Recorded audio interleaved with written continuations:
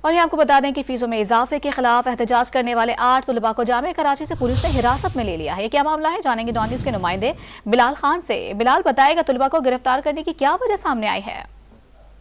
بالکل، دیکھیں کراچی یونیورسٹی میں فیسوں میں اضافے کے خلاف احتجاج جاری تھا کہ اس دوران پولیس کی نفری جو ہے اس مقام پر پہنچی ہے۔ پولیس کی جانب سے 8 طلباء کو حراست میں لے لیا گیا ہے۔